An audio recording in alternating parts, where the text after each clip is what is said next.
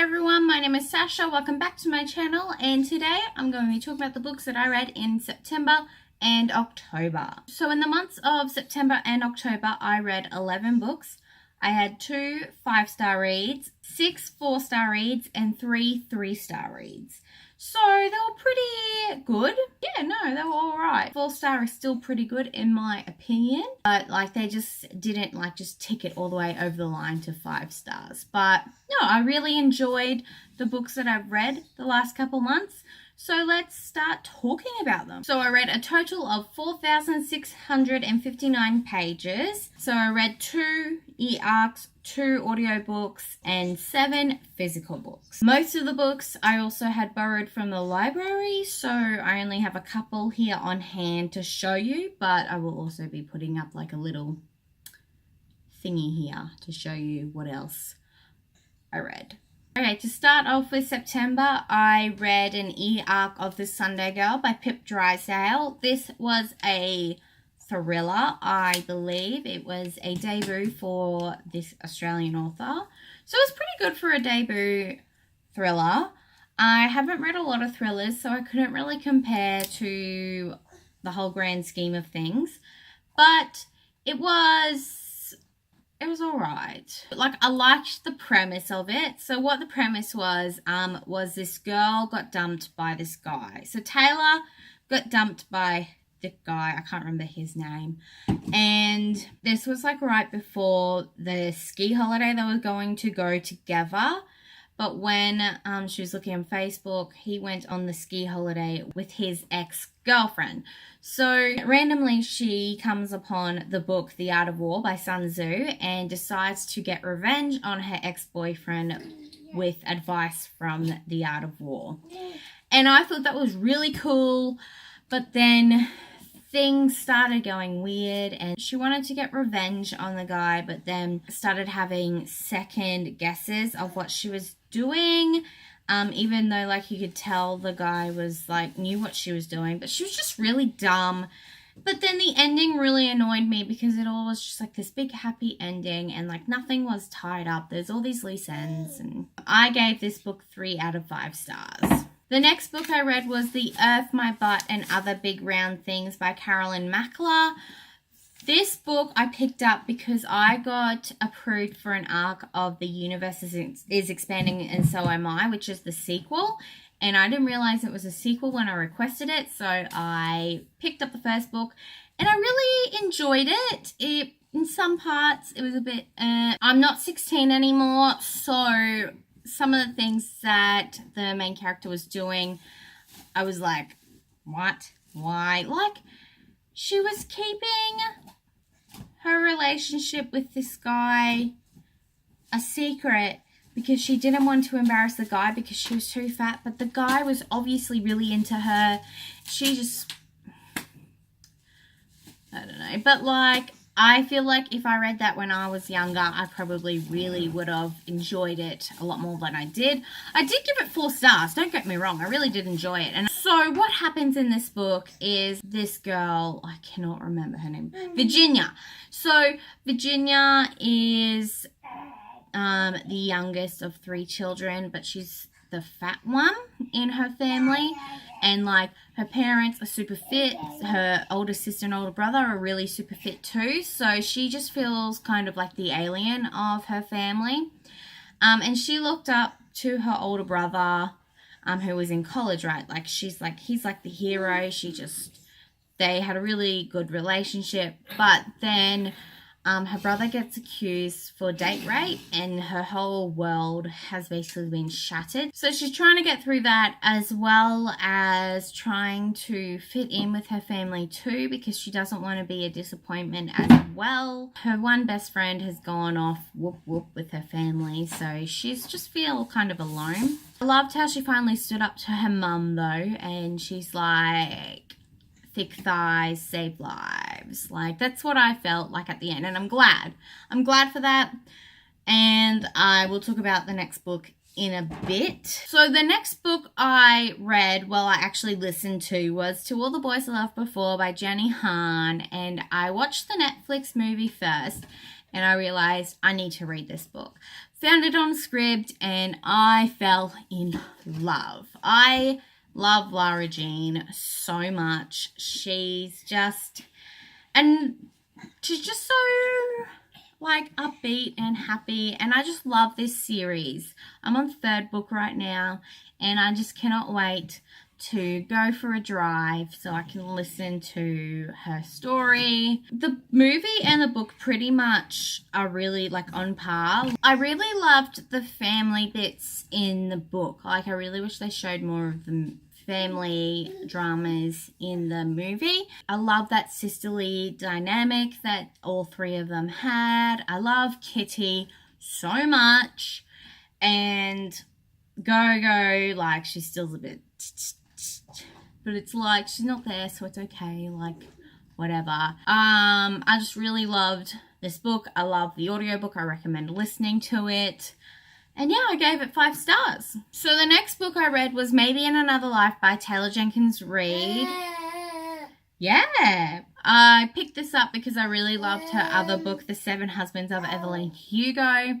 So Maybe in Another Life was really cool. Like, so what happened was, starts off with this girl, can't remember her name.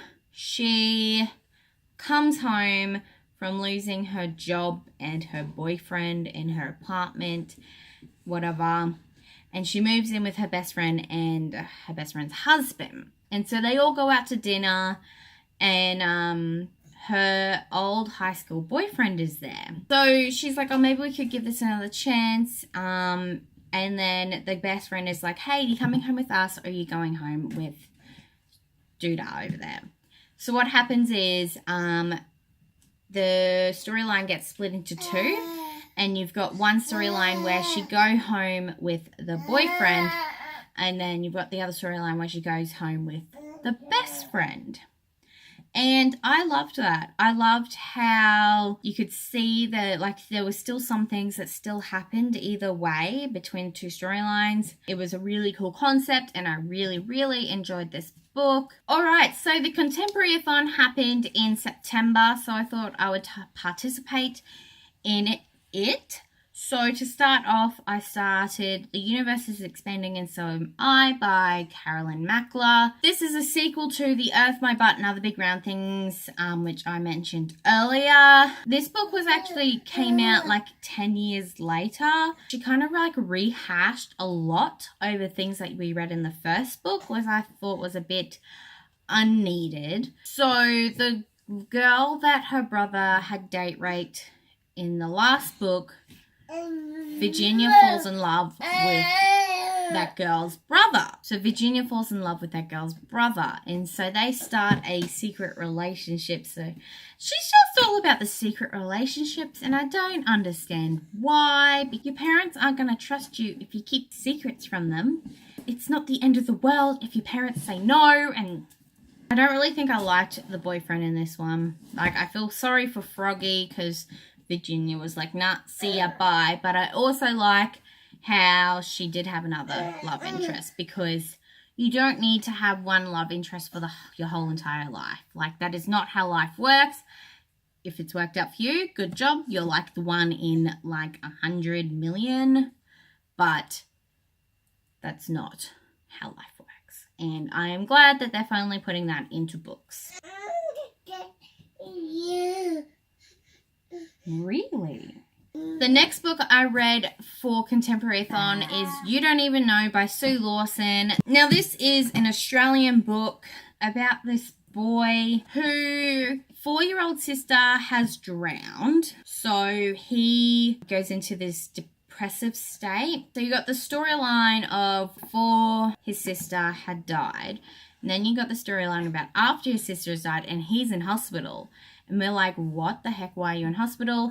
Everyone thinks it was a suicide attempt. And his dad is a prick. I hate his dad so much. And I'm so glad at the end, like, he finally stands up to him. But what happens is he's got a whole family of boys who all want to be like his dad's like, you all have to do this and this and this. And then the main character is like, actually, I don't want to do that.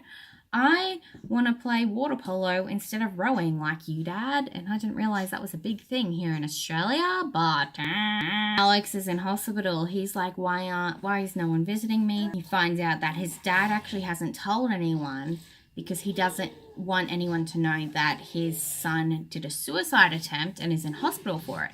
And I'm like, whoa! I only gave this book 3 stars. It was alright, but it wasn't, yeah.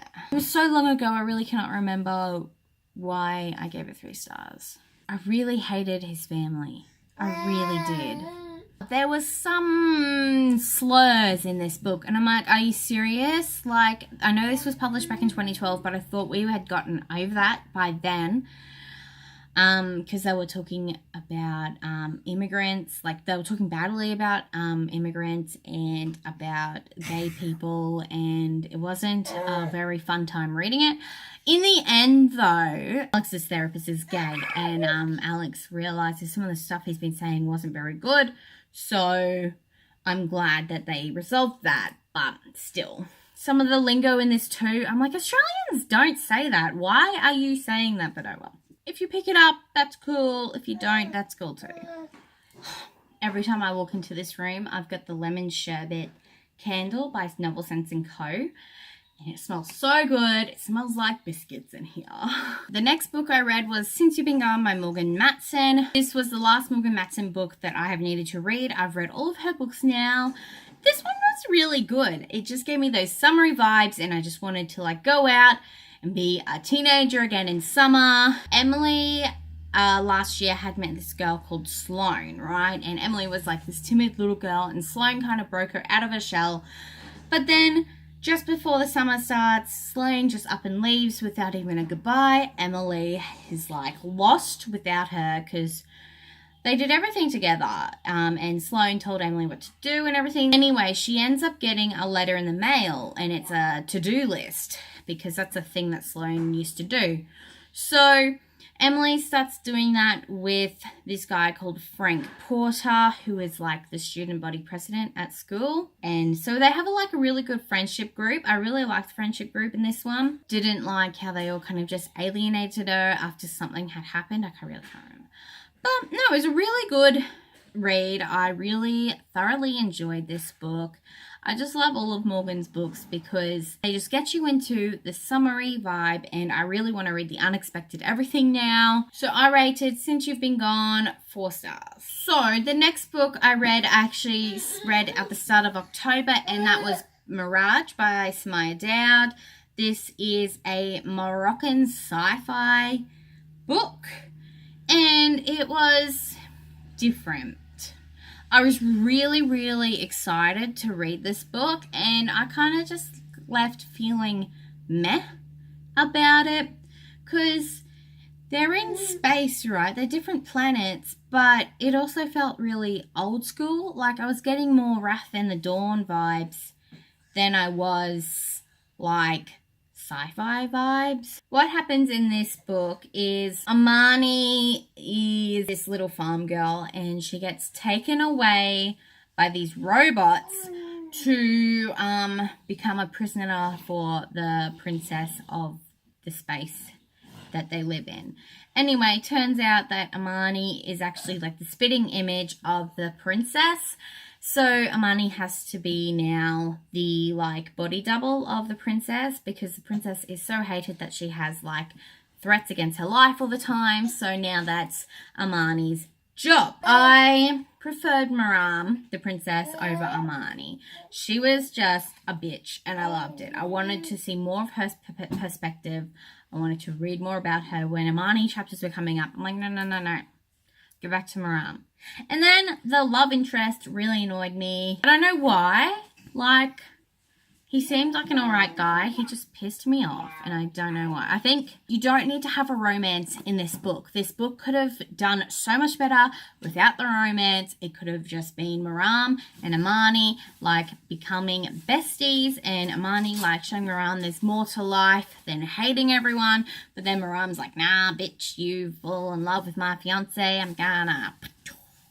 I gave Mirage 3 out of 5 stars. Don't get me wrong, I will probably read the sequel because I just need more of Maram in my life, but I just had so many hopes for this, and it kind of just fell beneath the bus. Next book I picked up in October was The Darkest Minds by Alexandra Bracken. This book, it gave me nostalgia feels. I've never read this book before. Just wanted me to get back into all those dystopians that I read when I was younger. It was alright. Like, I think I preferred everyone else in the book because she made some pretty silly decisions. Still really, really love this book. I then watched the movie, but I fell asleep during the movies. I don't actually know if they like level up to each other. I gave The Darkest Minds by Alexandra Bracken 4 stars. So the next book I read, I actually listened to on script, and that was The Kiss Quotient by Helen Hoang. Oh my god, this book. I had no idea there was going to be really smutty scenes in it, so I'm listening to this in the car, and I'm blushing because it gets full on. Like, you think Sarah J. Maas was, like, sexy? Like, just what are you eating? He's alright, he's still alive. So you think Sarah J. Maas was pretty, like, ooh, like, just wait till you read this. Well, I listened to it, which I feel like was, like, 10 times worse. But still, this book was really good. I loved it so much. It was a little bit cliche, but that is totally okay because I love these two characters together. What the thing is you've got the main character who is autistic, and she is a econometrist. She like does data and like graphs and stuff for a job. Anyway, she can't relate to people like some able people are. So she hires not a prostitute. What are they called? That doesn't help. Anyway, she hires this person who has sex for money to teach her how to have sex and how to be in a relationship. And Michael, I remember the dude's name because he was so sexy, and he made my heart flutter. Anyway, Michael is Vietnamese and Swedish. Well, he's part Vietnamese and he's like American. I don't know. Anyway, so he's only doing this sex for money gig because his mum has cancer, and she thinks that it's all free, but Michael's actually paying for it, and so he has to do this on the side to get the money because he doesn't want his mum to not get health care. And the dad has up and left and with some whole other family, and he's like embezzled everything. Anyway, so Michael doesn't want to tell Stella that who his dad was because he doesn't want her to think that Michael is his dad. Like, what the heck? That makes no sense. Like, you are not your parents. You will never be your parents. And like, I could just tell Michael never be like him. And then Stella doesn't want to tell Michael that she's autistic, and I could tell that Michael would not have cared because Michael has a cousin that is, but still, like, communication, people. It's all about communication. If your book is the way it is because they didn't communicate, then why are you writing the book? I gave The Kiss Quotient 4 out of 5 stars. So the last book I read in October was Kingdom of Ash by Sarah J. Maas. Oh, mama, this book, oh my god, it is huge. It is 984 pages of pure stab me in the heart, rip it out, and then just twist it around for a little bit, and then like just set me on fire, Aylin. Just set me on fire. Aylin's in the box. She gets out of the box. She goes over to this country, and then this person over here is going over this country, and then this person's infiltrating over here, and then this people are having sex over here, and then it's just a lot of walking. This book had lots of just battle scenes, which I wasn't really into. But Dorian freaking Haviliard, you are an absolute angel. Like, he's like, the whole time he's like, am I even human? I don't want to know. My sword, who tells the truth, will be able to tell me, but I'm not going to ask it. You should probably not watch this if you don't like spoilers of Kingdom of Ash. I gave this book 5 out of 5 stars, obviously, because the whole thing was just beautiful. Yeah, it was. It was. It made me cry a lot. But, oh, Kale and Dorian's reunion. Oh my god. Like I said, how I wanted at least Aelin or Rowan to die. I'm so glad they didn't. And I really did love the ending. I think Sarah J. Maas did so well. I don't want to say too much because I'll spoil it, but I will be having a vlog/review come up soon when I get around to editing that, because vlogs suck. I hate editing vlogs, but we'll get there. Those were the books that I read in the months of September and October. Did you read books in September, October too? Let me know down below what you read in October. If you've read Kingdom of Ash, I would love to just talk about it with you, because, whew. If you like this video, give it a thumbs up and subscribe if you'd like to see more. Add me on Goodreads at sashreads and on Bookstagram at sashreads as well. Thank you so much for watching, and I hope you have a good rest of your day. Bye.